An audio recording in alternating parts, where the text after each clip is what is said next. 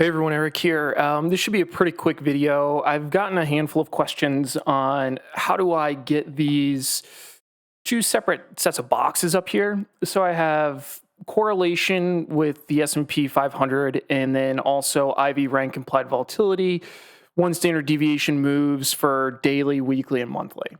So these are all just Thinkscripts. There's nothing crazy about them. Luckily, they're in a library now, whereas when I was making these literally over 10 years ago, we were making it from scratch, a handful of us. We're trying to figure out how to do something like this.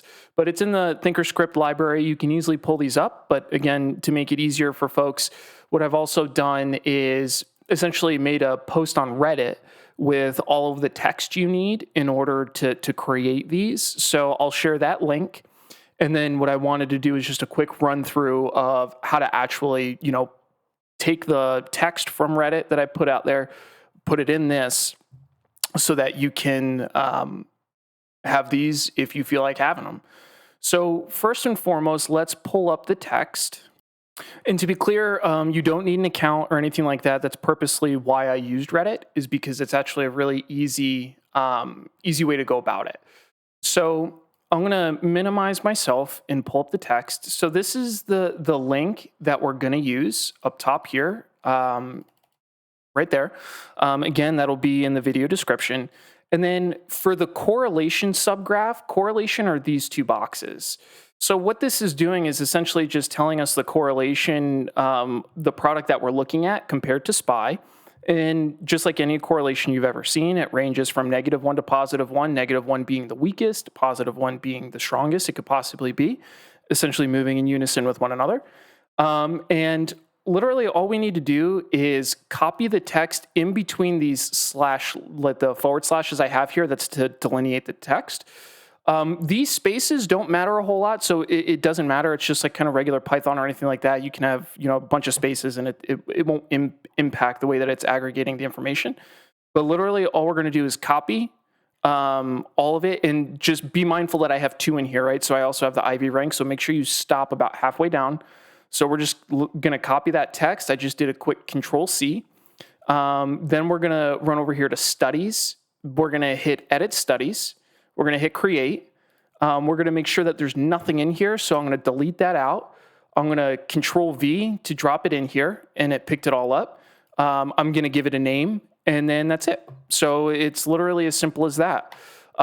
And then you'll apply it for both.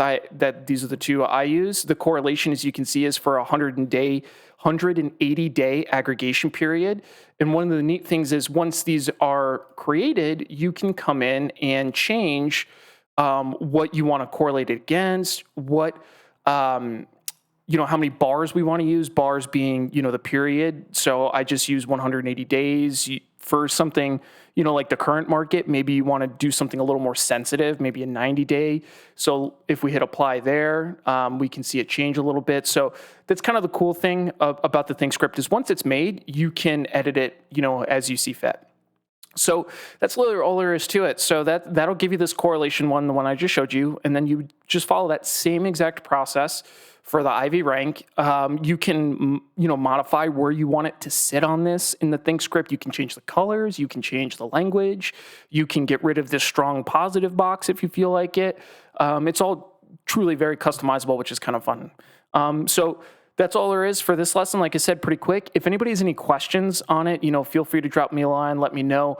I will be honest, I've been getting kind of flooded with a lot of, I wouldn't call it trivial, because I understand people are trying to understand things, and I want to help as best I can, but, do me a favor, help me help everybody. And if it's something that you can solve with a quick Google search, it frees up my bandwidth to help with more complex things, because there have been an influx of really, easy things for people to sort out on their own.